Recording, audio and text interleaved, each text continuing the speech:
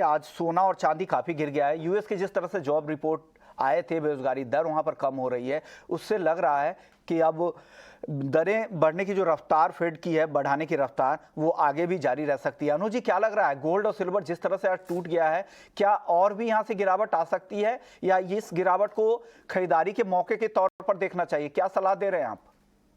Vishnu ji, good morning. देखिए, last week हमने अच्छा खासा एप्रिसिएशन गोल्ड सिल्वर में आते हुए देखा था। हालांकि डॉलर में थोड़ी स्ट्रेंथ है, बट उसके बावजूद जो बाकी करेंसी हैं, आप यूरो को देखें या जीबीपी को देखें, तो उसके अगेंस्ट में गोल्ड एक सेफ हेवन के तौर पर खरीदारी देखने को मिली है। हमने देखा है कि उसकी वजह से भी अब गोल्ड का प्राइस जो है वो ऊपर की तरफ आता हुआ दिखा है। डेफिनेटली हमें लगता है कि गोल्ड का जो ट्रेंड है वो अभी थोड़ा सा शॉर्ट टर्म के लिए पॉजिटिव रहेगा, क्योंकि जिस तरीके से अनसर्टेनिटी बढ़ी है, रशिया यूक्रेन में दोबारा से वॉर सिचुएशन बनती हुई दिखाई दी है।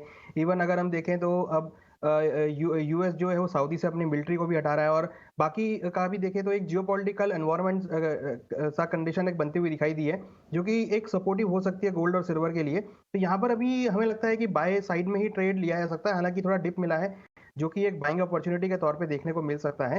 गोल्ड में करीबन 51,350 के आसपास खरीदारी करें, 51,150 का स्टॉप लॉस लगाएं, टारगेट 51,800 तक हो सकता है। वहीं सिल्वर के अंदर करीबन 59,000 के आसपास खरीदारी कर सकते हैं, 58,450 का स्टॉप लॉस लगाएं, टारगेट 60,000 तक देखने को मिल सकता है। इंटरनेशनल मार्केट की अगर बात करें तो यहाँ पर करीबन 1686 के आसपास प्राइस चल रहे हैं।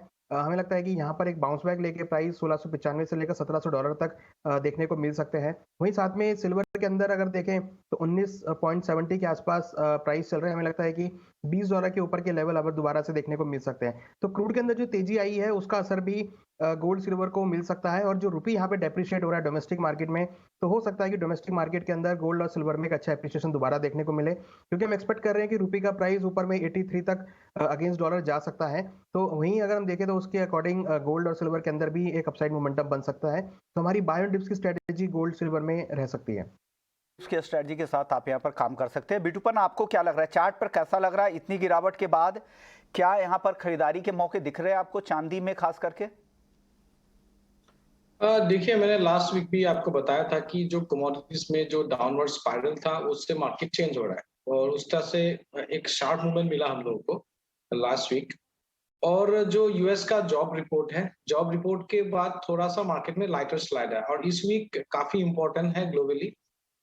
यूके का जीडीपी है, और पूरे इन्फ्लेशन डेटा अभी है, यूएस का भी है और बाकी कंट्रीज का भी इन्फ्लेशन डेटा है। सबसे ज्यादा इंपॉर्टेंट डेटा वही है।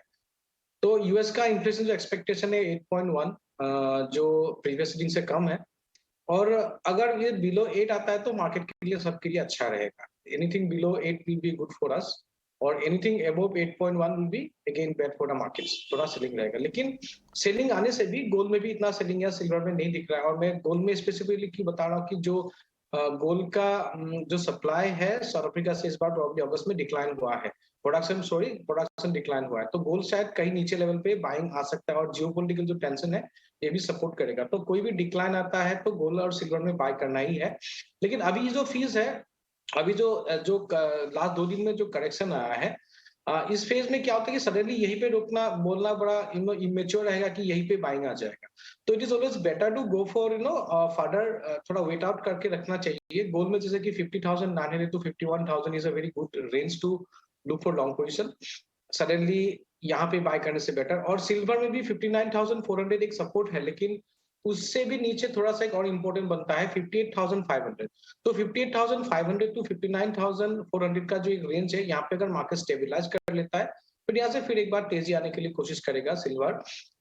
प्रॉब्ली 63,000 64,000 भी गोइंग फॉरवर्ड जा सकता है। तो कोई भी डीप आता है तो बाय ऑन डिक्लाइन पे कीजिए। अगर आपको मल्टीपल लॉट्स पे ट्रेड करना है, कम फंड है, तो आप मिनी कॉन्ट्रैक्ट में थोड़ा सा एक पोजीशन बना के चल सकते हैं धीरे धीरे। तो ओवरऑल आउटलुक बुलिश ही है, और मैं एक्सपेक्ट कर रहा हूँ कि यूएस का इन्फ्लेशन बहुत डेटा बहुत ज्यादा डिस्टर्ब नहीं करेगा। होपफुल हूँ कि एटलीस्ट 8.1 के बिलो ही रीडिंग आए तो मार्केट की थोड़ा बेटर है। ओके, यानी लग रहा है कि मार्केट को स्टेबल होने दो। जो ये बड़ी गिरावट आई है, इस गिरावट में स्टेबलाइज होने दो। जो लेवल्स बताए उन्होंने, उन लेवल्स के पास अगर बाजार स्थिर होता है वहां पर खरीदारी करें। लेकिन खरीदारी की सलाह अनुज जी की तरफ से भी है और बिटपन की तरफ से। रविंद्र जी, आपसे लेंगे गोल्ड और सिल्वर पर, लेकिन उससे पहले एक